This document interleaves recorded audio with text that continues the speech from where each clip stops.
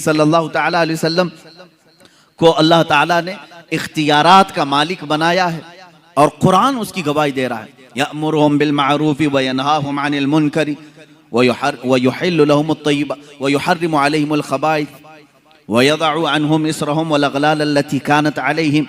कुरान पाक में अल्लाह फरमा रहा है, वो रसूल तुम्हारे पास है जो तुम्हें अच्छाइयों की का हुक्म देता है, बुराइयों से रोकता है।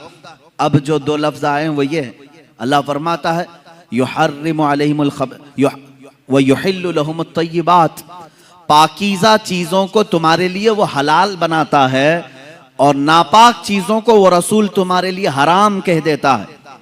पता ये चला हराम और हलाल दुनिया में बनाना ये भी इख्तियारात रसूल में से है।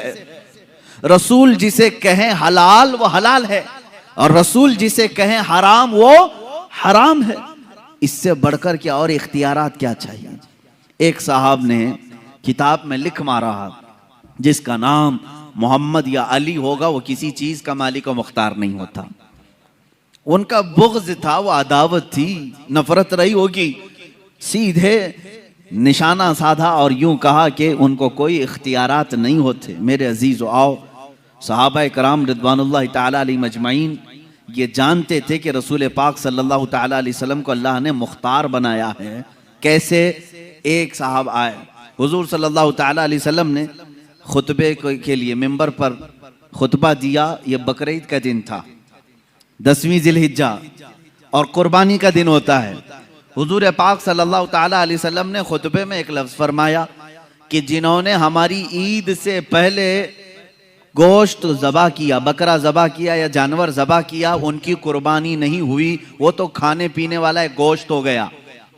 जिसने ईद से पहले कुर्बानी की उसकी कुर्बानी नहीं हुई। रसूल करीम सल्लल्लाहु ताला अलैहि वसल्लम ने जैसे ही बयान किया, एक सहाबी खड़े हुए, कहा या रसूल अल्लाह सल्लल्लाहु ताला अलैहि वसल्लम, मैंने तो ये सोचा कि ये ईद का दिन खाने पीने का दिन होता है, मैं फजर के फौरन बाद ही बकरी ज़बा कर दिया, गोश्त हो गया, बन भी गया, खा पी करके मैं ईद में भी आ गया, मेरी कुर्बानी का क्या होगा। रसूल करीम सल्लल्लाहु ताला अलैहि वसल्लम ने फरमाया वो कुर्बानी नहीं हुई, वो कुर्बानी नहीं हुई, वो तो खाने पीने का गोश्त हुआ। उन्होंने पूछा फिर कुर्बानी के लिए जानवर कितना चाहिए। हुजूर पाक सल्लल्लाहु ताला अलैहि वसल्लम की अहादीस में से है 1 साल का कम से कम होना चाहिए ना बकरा या बकरी। 1 साल से छोटी बकरी या बकरा ज़बा नहीं कर सकते आप, जायज़ नहीं है आपके लिए, वो जायज़ नहीं। जानवरों में, बैलों में अलग अलग उम्र जो मुतय्यन की गई। हुजूर पाक सल्लल्लाहु अलैहि वसल्लम ने फरमाया जाओ दूसरी बकरी ज़बा करो। वो साहबी खड़े होते हैं, आका मेरे पास उसके अलावा कुछ भी नहीं था, एक 6 महीने का बकरी का बच्चा बाकी है, क्या मैं ज़बा करूं? हुजूर पाक सल्लल्लाहु ताला अलैहि वसल्लम ने फरमाया जा तू ज़बा कर ले, तेरे बाद फिर किसी के लिए हलाल नहीं होगा, तेरे बाद फिर क़यामत तक किसी के लिए 6 माह के बकरी के बच्चे के ज़बा करने की इजाज़त नहीं दी जाएगी। इसका मतलब है नबी मुख्तार कुल हैं, जिसे जो चाहें अता करते हैं। अल्लाह के नबी सल्लल्लाहु ताला अलैहि वसल्लम वो शारे इस्लाम है, बानी इस्लाम है। यानी इस्लाम वही है जो नबी कौनैन सल्लल्लाहु ताला अलैहि वसल्लम के आमाल से निकला। सबसे बड़ी दलील हुजूर के इख्तियारात की, सबसे बड़ी दलील हमारी ये 5 वक्ता नमाजें हैं। पूरा कुरान हमें बताएं कि कुरान ने कहीं नमाज का तरीका नहीं बताया। खड़े होना है, रकात के लिए हाथ उठाना है, बांधना है और रुकू में जाना है, सजदा करना है, ये तमाम चीजें कुरान में आपको कहीं नहीं मिलेंगी। रुकू की कैफियत क्या है? रुकू करने का हुक्म है, सजदा करने का हुक्म है, लेकिन उसकी कैफियत क्या है, कितना झुकना है, कितना नहीं है। तो ये कुरान में इस तरह की बात आई। अब रसूल करीम सल्लल्लाहु ताला अलैहि वसल्लम ने करके दिखाया। रकात कैसे बांधी सहाबा ने देखा, रुकू कैसे किया हुजूर को सहाबा ने देखा, सजदा कैसे किया सहाबा ने देखा। उसके बाद हुजूर पाक सल्लल्लाहु ताला अलैहि वसल्लम से लोगों ने पूछा कि नमाज कैसे पढ़ें।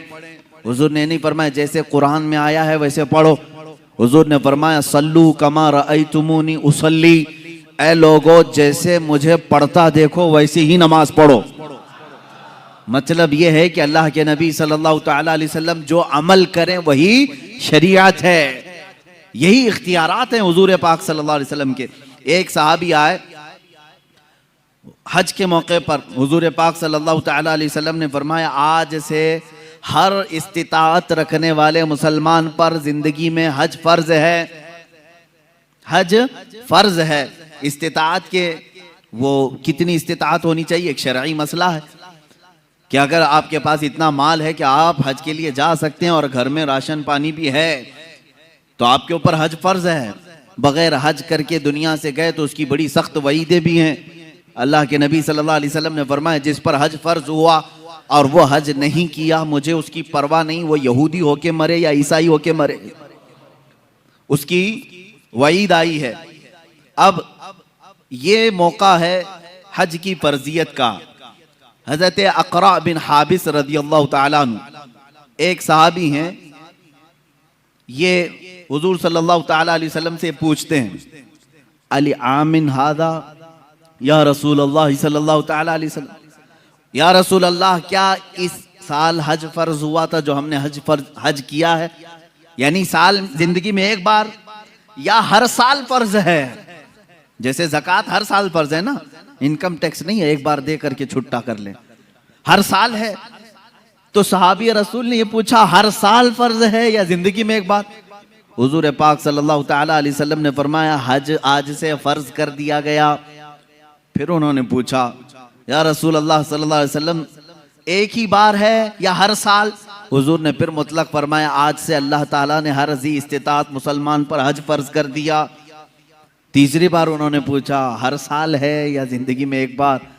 अल्लाह के नबी सल्लल्लाहु ताला अलैहि वसल्लम ने क्या फरमाया, सुनो अगर मैं कह दूं हर साल तो हर साल हो जाएगा, अगर मैं कह दूं हर साल तो हर साल फर्ज हो जाएगा, मैं जितना बोलूं उसे ले लो। यही कुरान कहता है मा आता कुमुर रसूल फखुदू, रसूल जो तुम्हें दे दे वो ले लो, वमा नहाकुम अन्हु फंतहू, जिससे रसूल तुम्हें रोके उससे रुक जाओ। इससे कुरान बता रहा है कि रसूल को मजबूर नहीं मालिक व मुख्तार पैदा किया गया। अजीज़ान गिरामी, हमारा यह अकीदा है या नहीं? रसूल को मजबूर समझते हो? मेरे आका सल्लल्लाहु ताला अलैहि वसल्लम मालिक व मुख्तार हैं। अब देखें इख्तियारात जो शरीयत के अंदर है, दुनिया का कोई मुफ्ती उसके बाद किसी को भी ये इख्तियार नहीं दिया गया जो रसूल पाक को अल्लाह ने इख्तियार दिया था। हुजूर पाक सल्लल्लाहु ताला अलैहि वसल्लम के पास एक साहब आए, सोने की अंगूठी थी उनके पास। हुजूर पाक सल्लल्लाहु अलैहि वसल्लम ने फरमाया सिर्फ इसके लिए हलाल है, बाकी किसी के लिए हलाल नहीं। एक के लिए रेशम का कपड़ा, मर्दों के लिए रेशम का कपड़ा हराम है।